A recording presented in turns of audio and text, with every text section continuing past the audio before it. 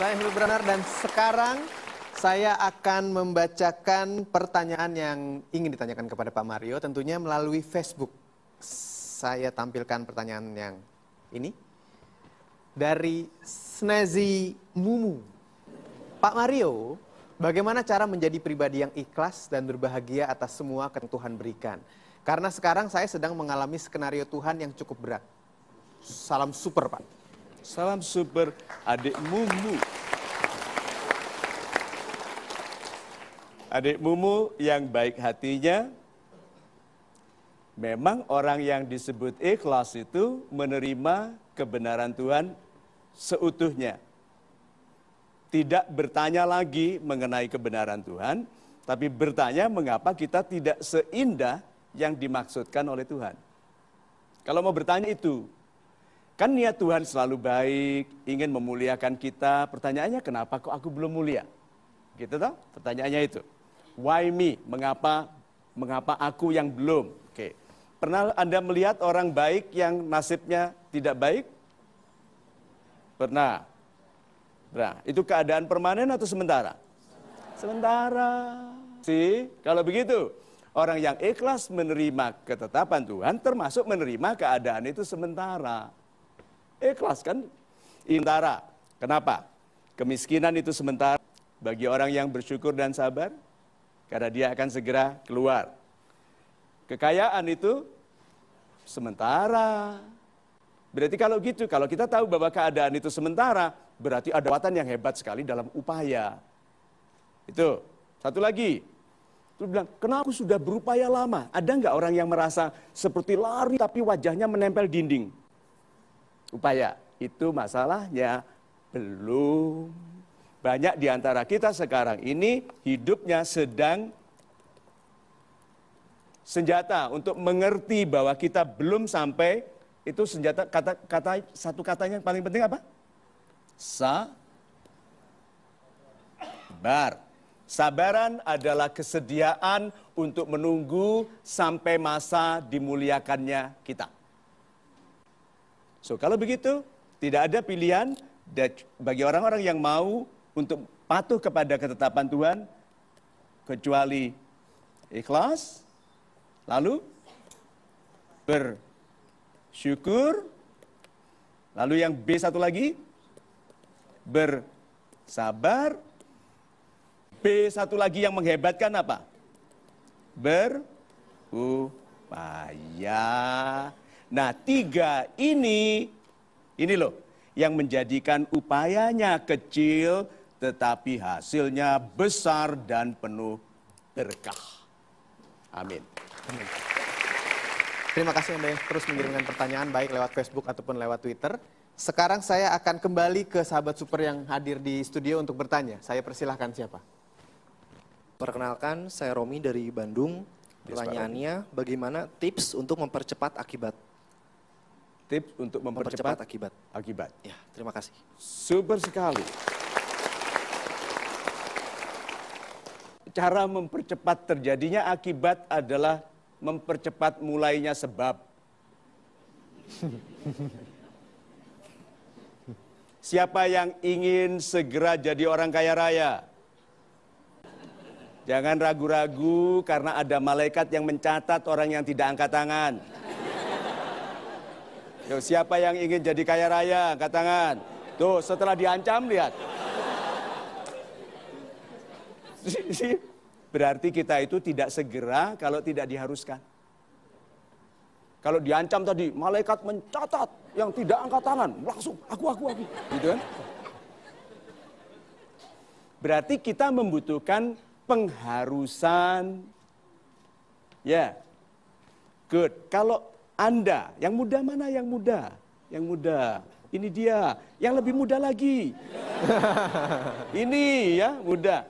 Kalau saya temani Anda, Pak Franky. Nama Anda siapa? Bagus, baru ganti nama ya, Nake. Kalau saya menemani Anda tiap hari, Pak Franky, Pak Bagus. Apakah studi Anda akan lebih baik? Iya, saya tungguin, bangun. Gitu ya? Gitu toh? Good, mandi. Udah berapa hari ini nggak mandi gitu? Itu terus saya bilang ramah kepada orang, Anda ramah toh? Apakah kalau Anda nanti bekerja karir Anda baik kalau saya temani? Oh iya. Berarti orang kalau diharuskan jadi hebat toh? Good. Sekarang, apakah saya punya waktu untuk menemani Mas Bagus? Sekarang, kalau begitu siapa yang harus mengharuskan Pak Bagus? Dirinya sendiri. Itu sebabnya orang-orang hebat selalu orang kuat. Bukan kuat melawan orang lain, Pak. Kuat melawan kecenderungannya diri sendiri untuk malas, untuk menunda, untuk suudzon, untuk berpikir tidak baik, berprasangka tidak baik kepada Tuhan dan kepada kehidupan. Lihat, berarti orang-orang hebat itu ahli memaksa dirinya sendiri. Kalau Anda mau lihat siapapun yang di atas itu pasti karena orang itu ahli memaksa dirinya atau dua punya istri yang ditakutinya. Itu. Masih ada waktu untuk kebersamaan kita di program ini. Anda terus saksikan Metro TV. Kami segera kembali sebentar lagi di Mario Teguh Golden Ways. Berarti orang yang berilmu semakin indah pandangannya terhadap dunia, terhadap alam, termasuk terhadap kebesaran Tuhan. Masa depan itu isinya persaingan orang-orang pandai.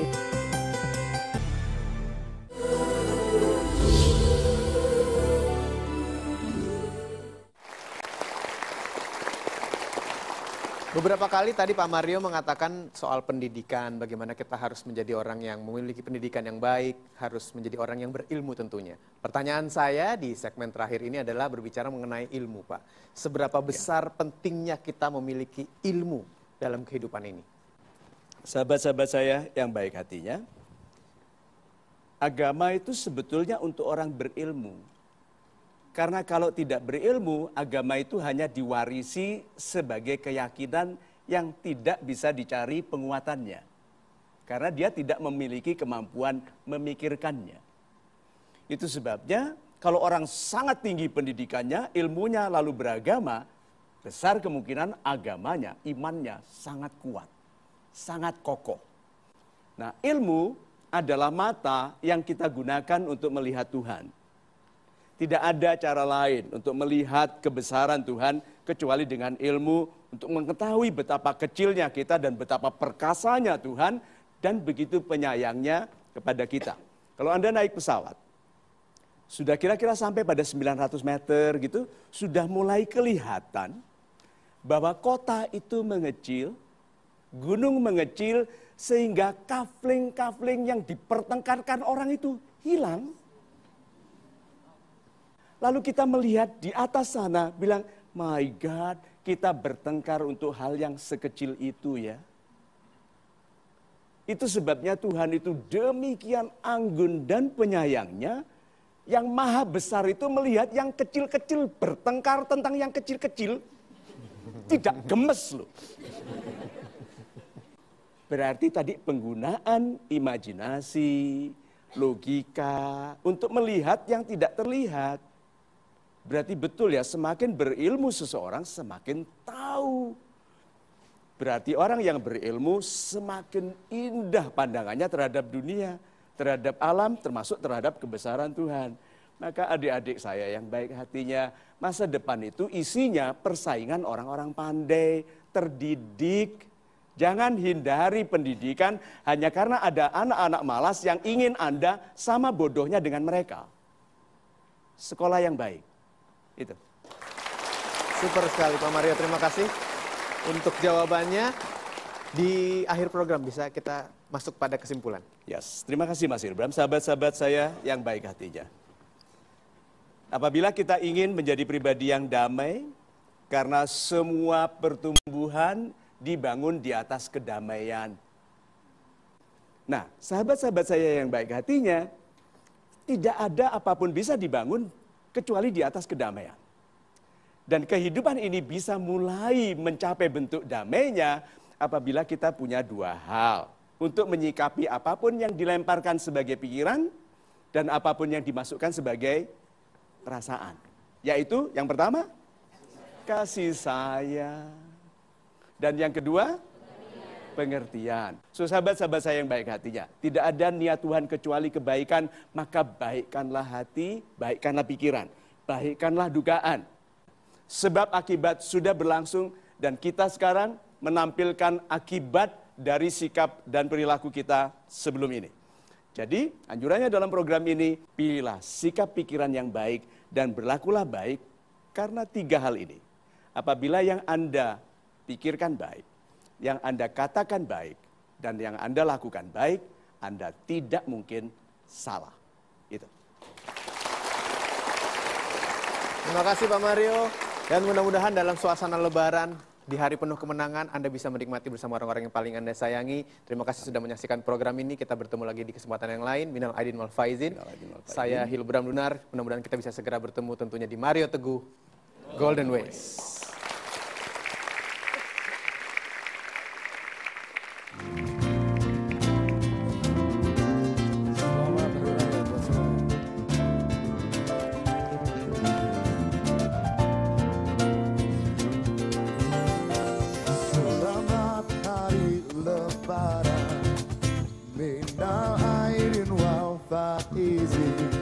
Mari bersalam-salaman, saling bermaaf-maafan.